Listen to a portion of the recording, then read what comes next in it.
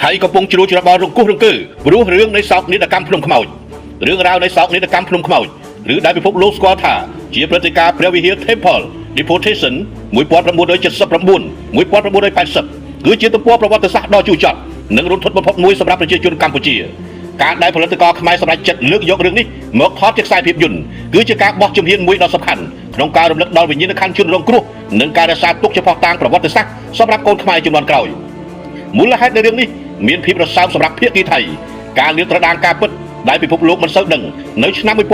1979ទីហ៊ានថៃបានបង្ខំជំនះជនភៀសខ្លួនខ្មែរជាង 40,000 នាក់ចុះពីលើភ្នំដងរែកតាមច្រកប្រាសាទព្រះវិហារដែលជាតំបន់សម្បូរទៅដោយគ្រាប់មីនព្រឹត្តិការណ៍នេះបណ្ដាលឲ្យមនុស្សស្លាប់រាប់ពាន់នាក់រូបភាពអវិជ្ជមានលើឆាកអន្តរជាតិនៅពេលរឿងនេះត្រូវបានផលិតជាខ្សែភាពយន្តនិងផ្សព្វផ្សាយជាសកលវាអាចប៉ះពាល់ដល់កិត្តិយសនិងគោលនយោបាយមនុស្សធម៌របស់ថៃដែលកន្លងមកពួកគេតែងតែលើកឡើងថាខ្លួនជាអ្នកជួយសង្គ្រោះជនភៀសខ្លួនកម្ពុជា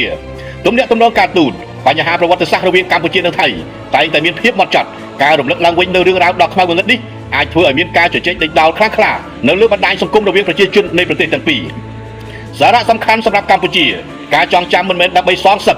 ប៉ុន្តែដើម្បីកុំឲ្យប្រវត្តិសាស្ត្រដ៏អាក្រក់នេះកើតឡើងជាថ្មីការផលិតខ្សែភាពយន្តនេះមិនត្រឹមតែជាការបង្ហាញពីការឈឺចាប់ប៉ុណ្ណោះទេប៉ុន្តែវាក៏ជាសក្ខីភាពនៃភាពរឹងមាំនិងការតស៊ូរបស់ប្រជាជនខ្មែរដែលបានឆ្លងកាត់គ្រាដ៏លំបាកបំផុតនៃជីវិតរឿងរ៉ាវនៅភ្នំដងរែកជាពិសេសនៅតំបន់ប្រាសាទព្រះវិហារនិងភ្នំខ្មោចកាលពីឆ្នាំ1979គឺជាព្រឹត្តិការណ៍ដ៏សោកសៅបំផុតមួយក្នុងប្រវត្តិសាស្ត្រជនភៀសខ្លួនខ្មែរ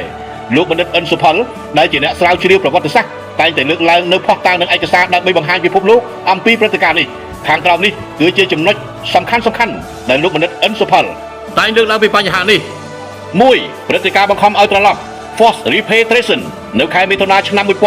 1979ទីហ៊ានថៃបានប្រមូលផ្ដុំជនភៀសខ្លួនខ្មែរប្រមាណជាង 40,000 នាក់ដែលបានរត់ភៀសខ្លួនពីសង្គ្រាមនិងរបបខ្មែរក្រហមរួចដឹកតាមរថយន្តយកទៅទម្លាក់ចោលនៅតាមព្រំដែនជាពិសេសនៅតំបន់ជួរភ្នំដងរែកភ្នំខ្មោច2ឯកសារអន្តរជាតិនិងភស្តុតាងលោកបណ្ឌិតអិនសុផលបានបញ្ជាក់ថាលោកមានឯកសារយោងពីស្ថាប័នអន្តរជាតិរួមមានរបាយការណ៍របស់ UNHCR ភស្តុតាងពីអង្គការសហប្រជាជាតិដែលបានកត់ត្រាពីការរុញច្រានជនភៀសខ្លួនឲ្យដើរចូលទៅក្នុងវាលមីន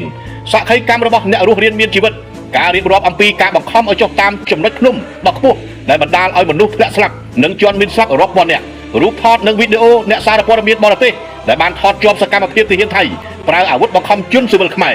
3ការចាត់ទុកថាជាឧក្រិដ្ឋកម្មប្រឆាំងមនុស្សជាតិតាមទស្សនៈបច្ចេកទេសច្បាប់និងប្រវត្តិសាស្ត្រដែលលោកបណ្ឌិតលើកឡើងការបង្ខំមនុស្សឲ្យដើរចូលទៅក្នុងតំបន់ដែលមានគ្រាប់មីន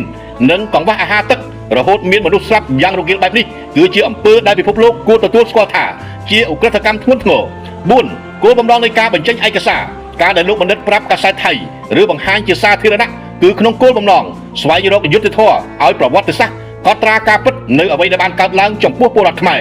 ការចងចាំកុំឲ្យយុវជនជំនាន់ក្រោយភ្លេចនូវការឈឺចាប់និងមេរៀនសង្គ្រាមការទទួលខុសត្រូវទាមទារឲ្យមានការទទួលកំហុសផ្នែកសីលធម៌ពីសំណាក់អ្នកដែលបានបញ្ជាឲ្យមានការរុញច្រាននោះព្រឹត្តិការណ៍នេះត្រូវបានគេស្គាល់ជាអន្តរជាតិថាព្រះវិហារ Temple Reforscus ដែលជាសោកនាដកម្មមនុស្សធម៌ដ៏ធំមួយនៅក្នុងតំបន់អាស៊ីដែលថៃបានធ្វើមកលើកម្ពុជា